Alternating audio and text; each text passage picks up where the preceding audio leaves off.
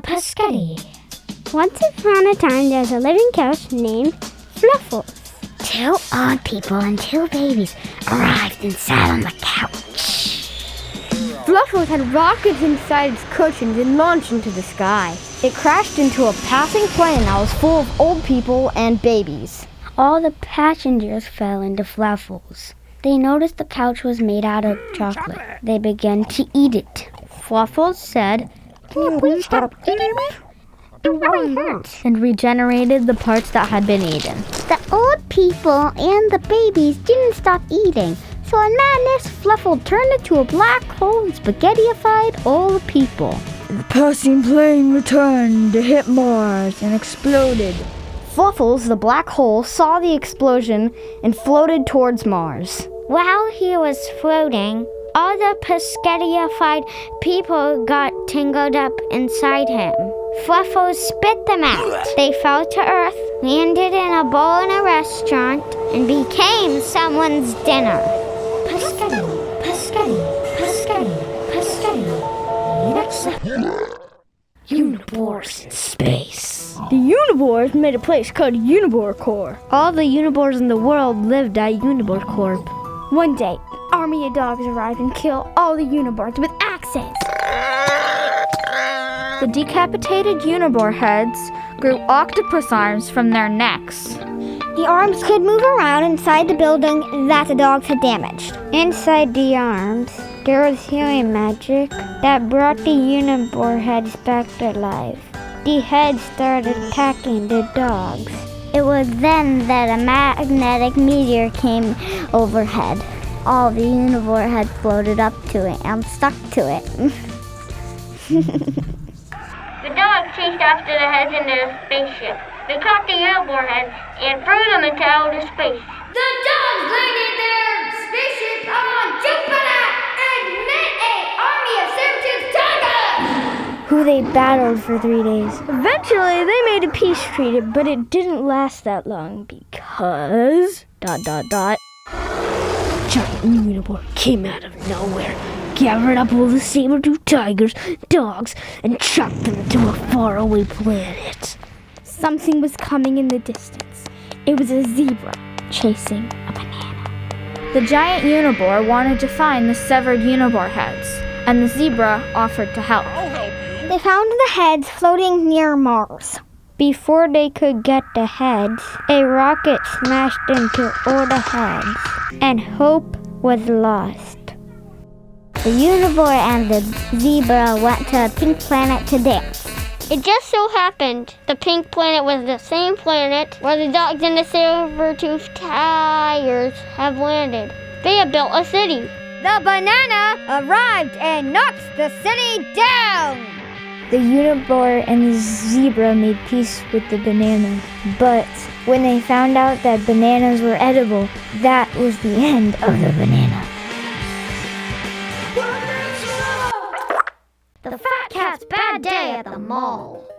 A fat cat was walking through the city. He went to the mall and slipped down the escalator and landed in the pretzel shop.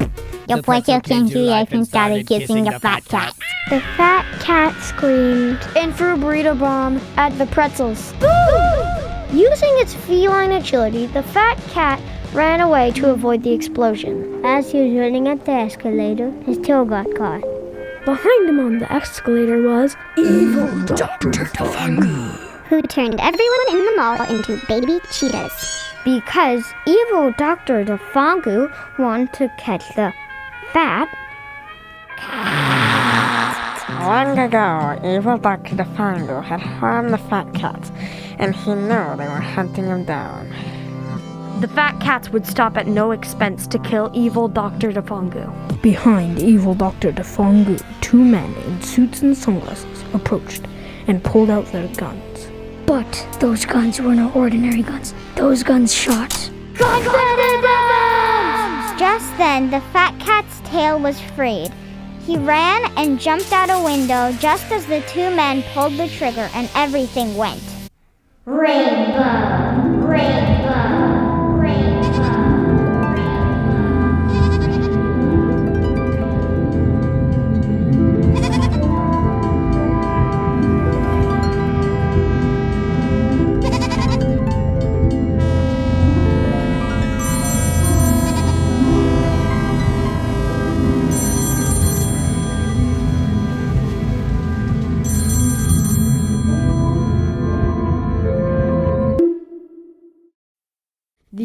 exploding vent nightmare. The vents exploded when the humongous people stood on them.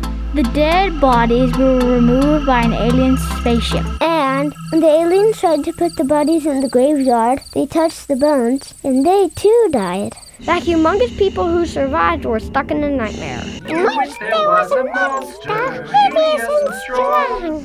The monster would work them to their bones, which were pink and small. The people couldn't sleep, and when they stayed up, they thought they saw the glowing red eyes of a dragon in the night sky. They realized that they weren't awake. They were still in a nightmare. Whenever they tried to escape the nightmare by waking up, a ghost would appear. One brave soul named Jake heard a voice telling him to find 6 special stones to escape. The first stone was yellow, the second stone was green, the third was red, the fourth was blue, the fifth was pink, and the sixth one was blue. Jake tried to find the stones, and a dream showed up and fought the nightmare. The dream won, but the special stones were lost in the nightmare. The humongous people forgot they had a series of powers, including mind control, telekinesis, strength, the ability to fly, and the ability to be weak. But they also had some disabilities, like they couldn't go on airplanes. They missed important things like movies and getting to see good things. All the humongous people tried to use all their powers at once, but the dream couldn't handle it. It exploded, and they all woke up in a pile of ashes under a tree. They felt something hard under them and found the stones. When they moved the ash away, they realized that they were standing on another vent.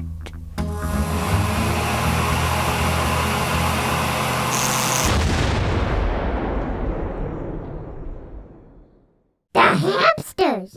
There was a girl and an old woman who came upon an eyeball. The girl was terrified. She threw water at the eyeball. It turned red and got angry. The eyeball started rolling towards the girl, and it exploded.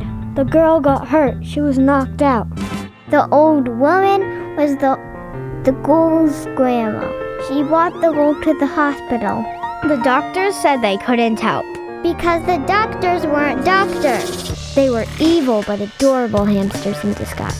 The hamsters bit the legs off everybody in the hospital, including the girl and her grandma.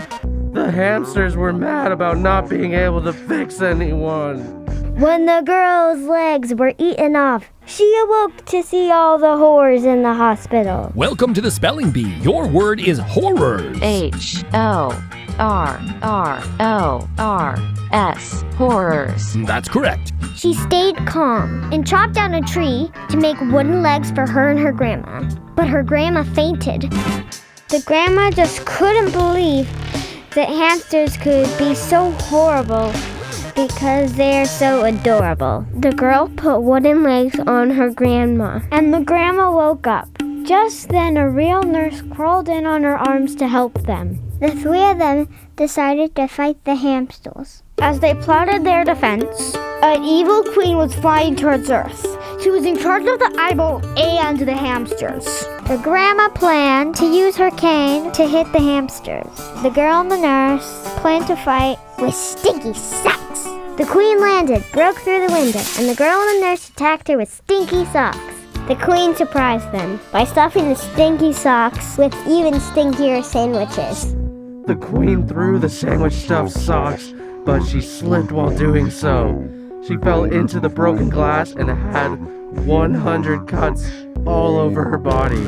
The hamsters came into the room with angry looks on their faces. The queen died, the spell was broken, and the horrible hamsters went back to being just adorable.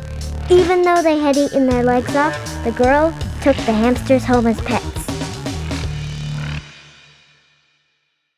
Squirtface, Miss Mouthface, and the Holy Apple. There was a gray cat called Squirtface McMeowface. He thought he was the smartest cat in the world. But all the other cats thought otherwise. Squirtface McMeowface wanted to prove them wrong by dancing a can and eating pickles at the same time. The other cats were not impressed. Squirtface McMeowface decided to impress them instead by leaving and finding the Holy Apple. One of the rarest treasures in the world that was lost centuries ago by the great cat king, McDonald!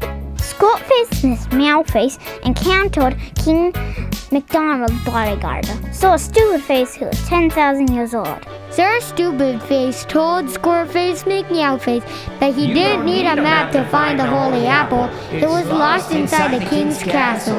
With that news, Squirtface McMeowface thanked the guard and then dumped trash on himself and ate rotten banana peels.